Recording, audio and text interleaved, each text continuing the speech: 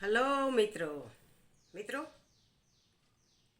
આપણામાં એક કહેવત છે કે જિંદગી આપણી પાસે નથી અને મોત નથી આઘું.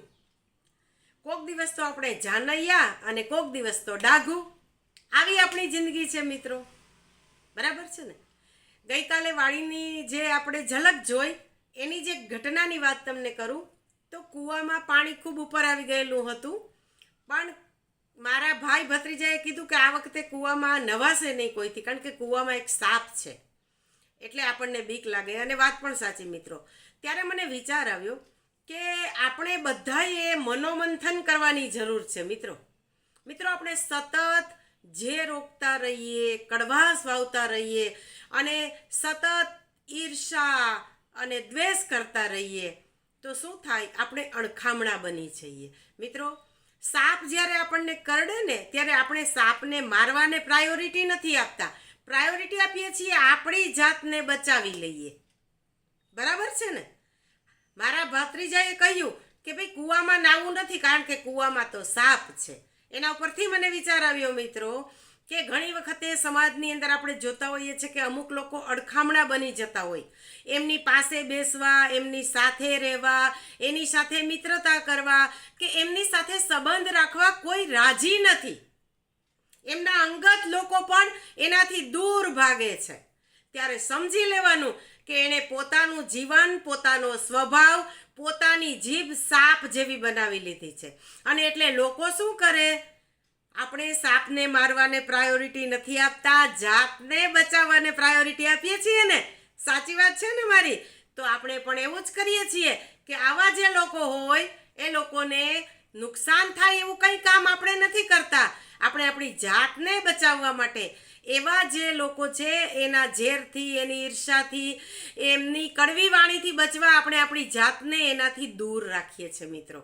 આવું સમાજમાં બનતું હોય છે. તમને પણ ઘણા અનુભવ થયા હશે, મને પણ ઘણા અનુભવ થયા છે. તો એના ઉપરથી આપણે શું શીખ લેવાની? તો કે શીખ એ લેવાની કે હું શા માટે આ જગતની અંદર, આપણે હમણાં વાત કરીને કે ક્યારેક તો જાનૈયા ને ક્યારેક તો ડાઘું. આ જિંદગી આપણને કાયમ માટે મળેલી નથી મિત્રો. આપણે માત્ર મુસાફર છીએ. તો જિંદગીમાં ખુદ ખુશ થઈને, બીજાને ખુશ કરીને, ખૂબ જ શાંતિથી જિંદગી જીવવામાં વાંધો શું છે? રોજ રાત્રે સૂર્ય નથી આથમતો, માત્ર સૂર્ય જ નથી આથમતો, સમજવા જેવી વાત છે. જિંદગીનો એક દિવસ પણ આથમી જાય છે, એક દિવસ પણ ઢળી જાય છે. જિંદગી એટલી ઘટતી જાય છે અને આપણે તો કડવાશ ને વેર ને ઝેર ને આનું લઈ લઉં, આનું લઈ લઉં, ઓનું પચાવી પાડું અને આવું કરવામાં એક દિવસ આપણી તો જિંદગી પૂરી થઈ જાય છે. મીઠાશથી જીવવાનું, પ્રેમ ભાવથી રહેવાનું, પોતાના સ્વજનો આપણી રાહ જુએ, આપણને પ્રેમ ભાવથી આવકારે, એના દિલમાં ક્યાંક સ્થાન મેળવીને જીવવાનું તો બાકી જ રહી જાય છે. જેમ આપણે વાત કરી હતી એ રીતે વોશિંગ મશીનની અંદર વાસણો નાખીને બેઠા, ક્યારે ધોવાય, ક્યારે ધોવાય, ક્યારેય નહીં ધોવાય. આપણું જીવન છે એ વેર ઝેર કડવાશ એના માટે છે જ નહીં. આપણે ખોટા રવાડે ચડી ગયા છીએ અને એટલે જીવનમાં ક્યાંય શાંતિ નથી. ન તો શરીર તંદુરસ્ત છે, ન તો મન તંદુરસ્ત છે. શરીરમાં બીમારીઓનું ઘર છે અને મનની અંદર એવા કુવિચારો, નબળા વિચારો, સતત કોઈને હેરાન કર્યા રાખવું, કોઈનું લઈ લેવું, કોઈને ધમકી આપી દેવી, કોઈને વગોવી નાખવું, કોઈની નિંદા કરી નાખવી. આવું કરવામાં સોના જેવી જિંદગી કિંમતી છે.